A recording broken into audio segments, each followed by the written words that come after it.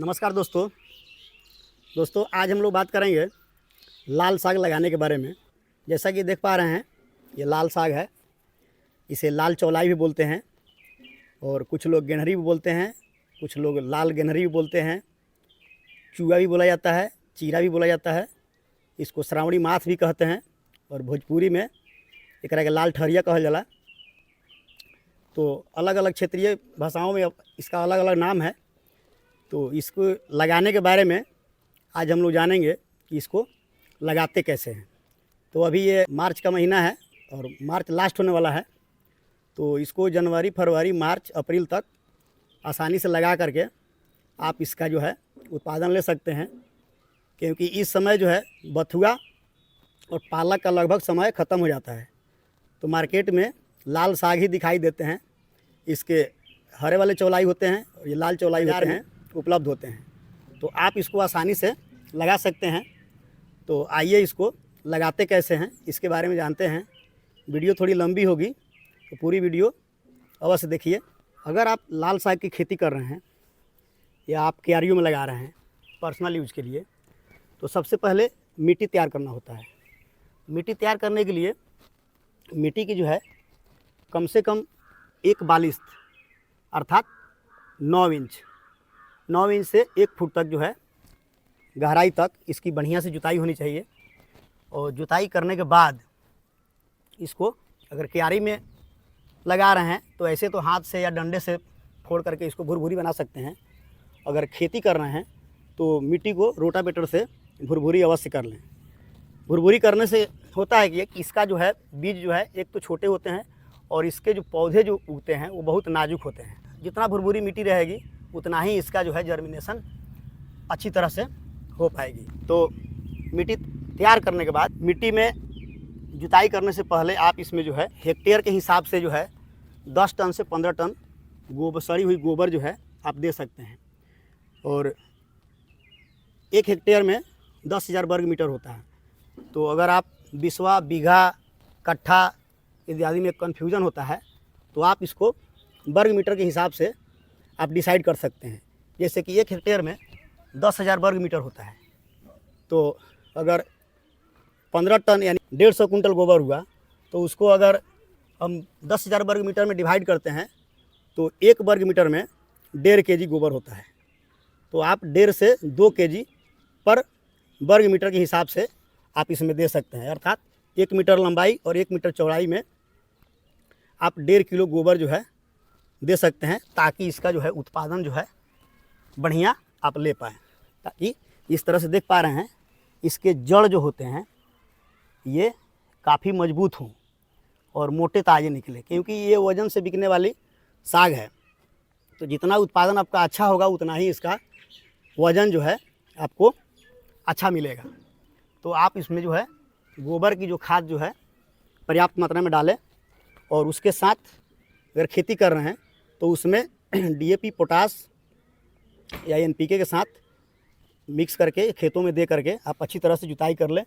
बुआई से 2-3 दिन पहले खाद मिलाने के बाद इसको अच्छी सी जुताई करके पटेला मार करके समतल करके छोड़ दें और जिस दिन बुआई करनी हो उस दिन हल्की इसकी जुताई कर लें। और ध्यान रखें कि खेत में जो है पर्याप्त नमी हो। जैसे कि ये अभी देख पा रहे हैं इतना नमी जो है ये बीजों के जर्मिनेशन के लिए ये पर्याप्त है। तो खेतों की तैयारी करने के बाद अब रही इसके बीज के बारे में। तो लाल साग के बीज जो है कभी भी लगाएं तो नए पैकेट के बीज लगाएं, जिसका जर्मिनेशन डेट जो है वो पैकेट पे उपलब्ध हो। अगर पुरानी बीज डालते हैं तो पुरानी बीज डालने से क्या होता है कि बीज का अच्छी तरह से जर्मिनेशन नहीं हो पाता है। और जैसे कि ये साइड की वीडियो में देख रहे हैं इसी तरह से पौधे छोटे होते हैं और बहुत जल्दी फूट जाते हैं। तो आप जो है अच्छी बीजों का जो है चयन करें। अगर इसके उन्नत बीजों के बारे में बात की जाए तो पूसा किरण है, पूसा कीर्ति है, कोयम्बटूर 01 है, कोयम्बटूर 02 है, अमेरिकन गोल्ड का आता है और इसके अलावा पूसा लाल साग है इत्यादि कई तरह के जो है उन्नत किस्म के बीज बाज़ार में मौजूद हैं। आप अपनी इच्छा अनुसार जो उपलब्ध हो उसको लगाएं। तो लगाने के लिए बीज का चयन कितना एरिया में हम कितना बीज डालें, तो इसके लिए जो है 1 हेक्टेयर में मिनिमम 1.25 kg से लेकर के मैक्सिमम जो है 2 kg तक बीज लगते हैं।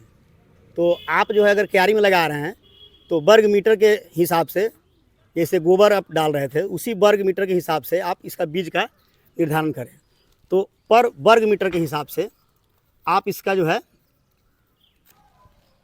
जैसा कि ये देख पा रहे हैं,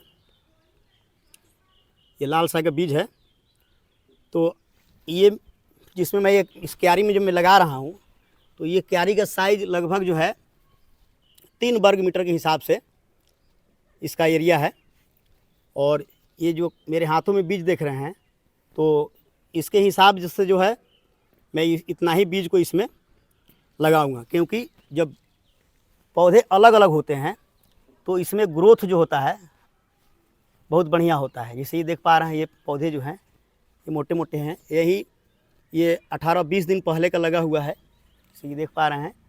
तो जिधर ज़मीन में नमी है उधर तो बहुत अच्छे तरह से ग्रोथ कर रहे हैं, और जिधर देख पा रहे हैं जिधर ज़मीन सूखी पड़ी है उधर जमने के बाद भी कुछ गल के और सूख रहे हैं। तो इस हिसाब से आप बीज जो है आप बढ़ा सकते हैं। अगर लगे कि हाँ मिट्टी में जो है पौधे जलने वाले हैं, चूँकि ये मिट्टी जो है लवणीय मिट्टी है।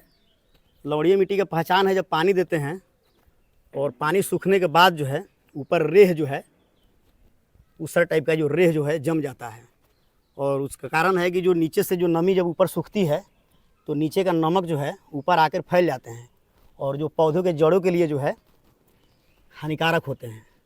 तो आप अपनी मिट्टी के अनुसार बीजों का चयन करें।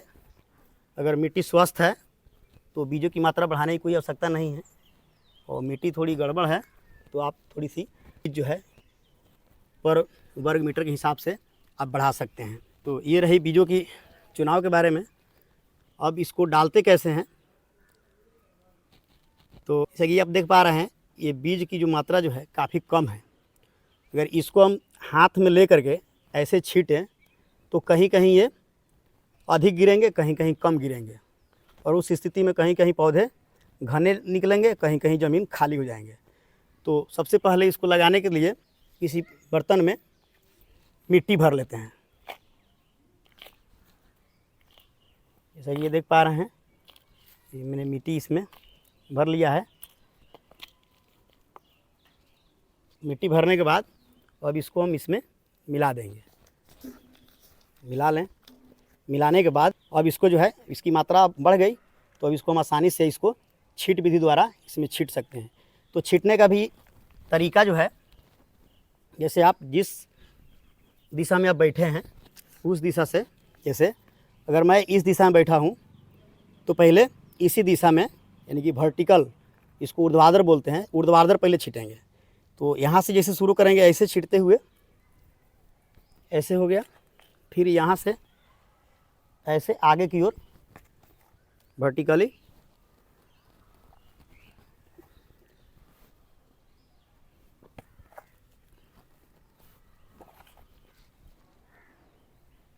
आगे की ओर ऐसे करके एक बार वर्टिकली छीट देते हैं। तो एक राउंड वर्टिकली हो गया। अब अगली राउंड इसको क्या करते हैं, यहीं से हॉरिजॉन्टली यानी क्षैतिज विधि द्वारा अब यहाँ से ऐसे छीटेंगे।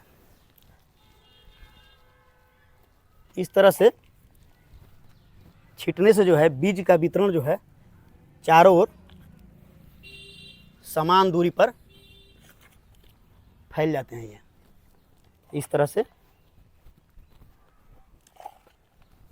दोनों डायरेक्शन में बीज डालने के बाद अगर फिर भी बच रहा है तो आप इसी प्रक्रिया को एक बार फिर दोहरा लें। अगर बच गया तो फिर वर्टिकल छीट दें।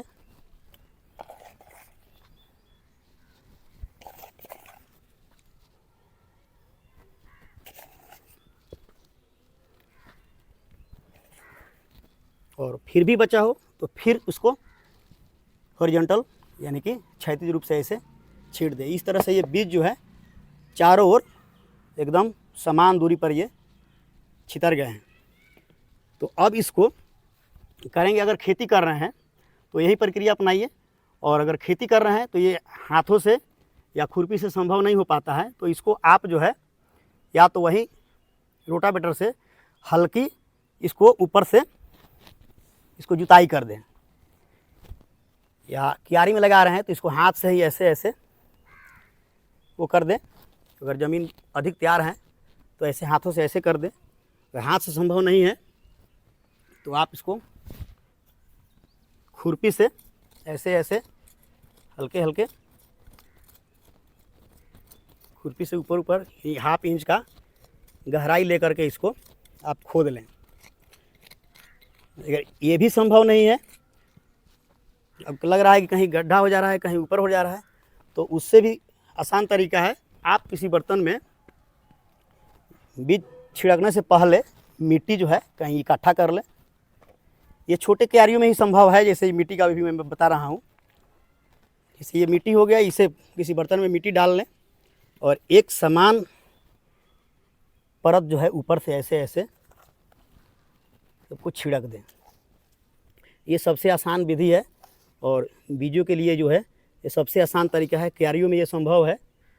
इस तरह से सभी बीज जो है समान परत द्वारा ढक जाते हैं। तो इस तरह से आप ऊपर से मिट्टी का लेयर चढ़ा दें। तो मैं अभी इसको खुरपी से ही कर लेता हूँ।